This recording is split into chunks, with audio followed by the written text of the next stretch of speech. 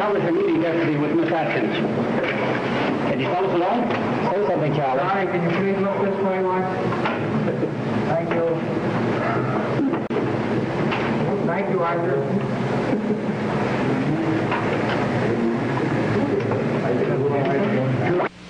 Back up. You can go over on the other side if you want. Okay. Whatever you want to do. Thank you. Art, did you give me an idea what the length of an hour or half hour? I have no idea.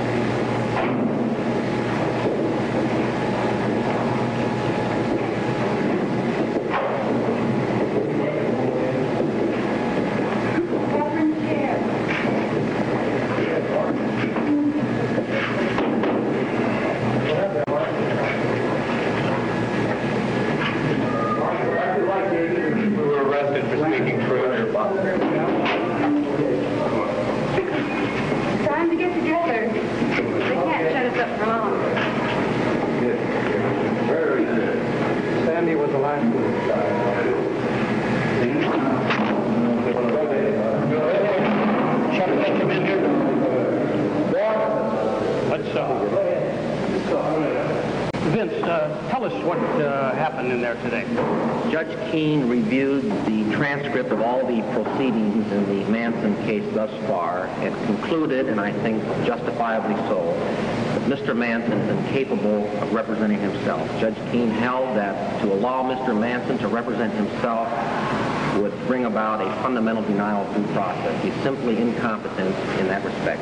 Did he, meaning Mr. Manson, scream at the judge at a couple of points? Yes, he vociferously disagreed with the judge. He felt that he should be permitted to retain his voice in a court of law. He feels that if he's represented by an attorney, he will be denied that voice. Judge Lentz, were you surprised by the judge's action? I thought the handwriting was on the wall. The documents that Mr. Manson has been filing with the court are outlandish.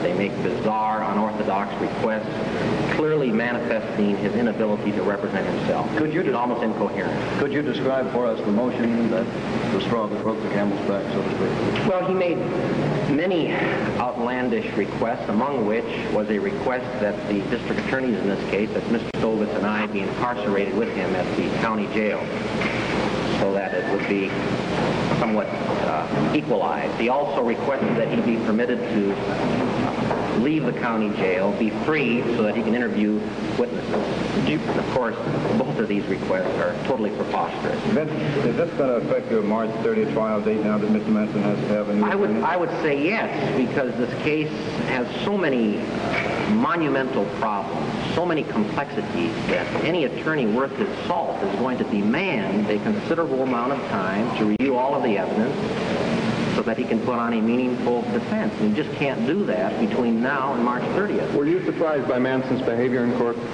No. I think his courtroom demeanor throughout has been disrespectful of courts of law and the administration of justice. Charles Hollefeeder, who was appointed to be his attorney, at least temporarily, is famed for the Dontonville defense, if I'm correct. Yes, he secured an acquittal for Mr. Dontonville, yes. Now, what about Susan Atkins? What's her status in all this now?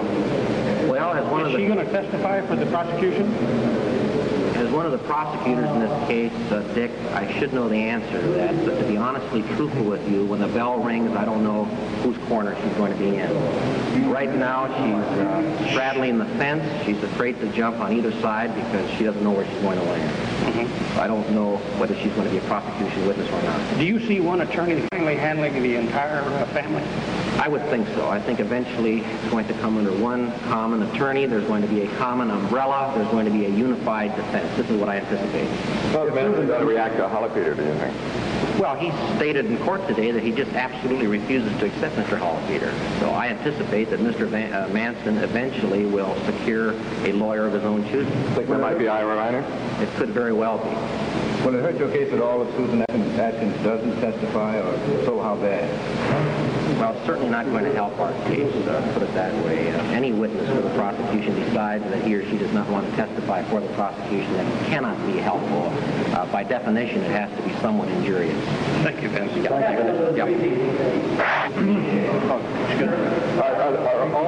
Let me ask you about that. Why were the three people arrested, then? Their conduct in court was disrespectful. They got up and made a statement in court that the judge's conduct was making a mockery of justice, and Judge Keene held three of them in contempt of court and remanded them to the custody of the sheriff's office for 5 days. Thank you. Thank you.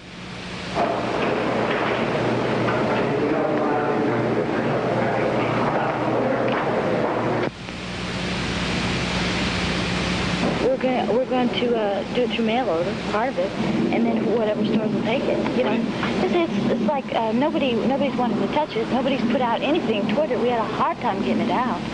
Hard. Did anybody offer you money for the rights to them? No. No. No money, huh? Well, people have been talking money, talk, you know, but they don't never have any. You ever get a dime out of anybody? Oh, people give us money, you know, we come up and say. No, I mean like $100,000 or something like that. No, are you kidding? No, people don't want to put out the money. How many of these records were pressed? I'd say about 2,000. About, must be. Any orders for them yet? No. I want to give them all away. You want to give them away? Sure, I want to give them away. Why? Because I want people to have them.